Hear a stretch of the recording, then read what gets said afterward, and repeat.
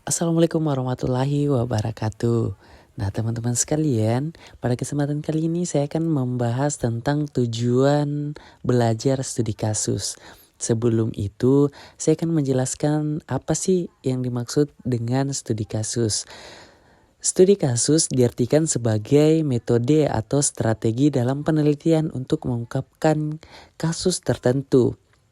Ada juga pengertian lain, yakni hasil dari suatu penelitian sebuah kasus tertentu. Jika pengertian pertama lebih mengacu pada strategi penelitian, maka pengertian kedua lebih pada hasil penelitian. Studi kasus adalah penelitian yang biasanya dipakai dalam ilmu sosial dan juga pengaturan pendidikan.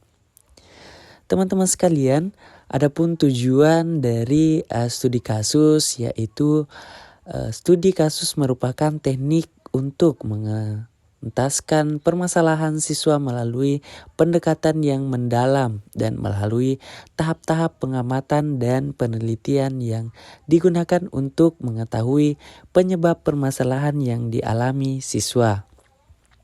Adapun tujuan utama dari studi kasus yang pertama yaitu menggambarkan kondisi individu.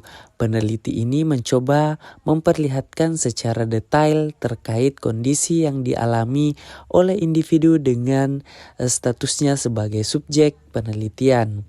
Yang kedua yaitu melakukan identifikasi masalah utama pada kasus. Peneliti mampu melakukan identifikasi dalam berbagai masalah dan menentukan masalah yang menjadi masalah utama dari suatu kasus menggunakan metode ini.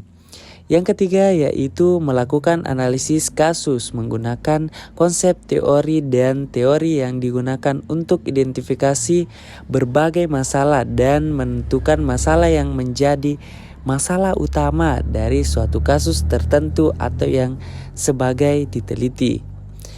Yang keempat yaitu analisis kasus menggunakan konsep teoritis, merupakan teori yang masih relevan dari bidang disiplin ilmu tertentu, sehingga penggunanya diperlukan dalam meneliti suatu individu dengan masalah yang sedang dialami. Yang terakhir yaitu memberi rekomendasi terkait tindakan yang biasanya menjadi penyelesaian dari suatu kasus, atau dapat dikatakan peneliti mampu merekomendasikan solusi dari masalah dan penyebab yang membuat muncul masalah tersebut. Nah, teman-teman sekalian, adapun tujuan spesifik dari studi kasus, yakni yang pertama di bidang psikologi sebagai informasi yang lebih mendalam terkait segala sesuatu yang berhubungan dengan otak manusia, termasuk perilaku dan pemikiran secara kognitif. Yang kedua yaitu bidang sosiologi untuk mendapatkan informasi mendalam, namun tidak memperhatikan perilaku maupun interaksi yang terjadi di dalam atau antara suatu organisasi, bisa komunitas atau kelompok. Nah, teman-teman sekalian, yang terakhir yaitu melakukan eksperimen seperti halnya sejumlah teori yang mampu menghasilkan teori baru. Para ilmuwan memiliki kesempatan mengembangkan hipotesis dan melakukan penelitian studi kasus.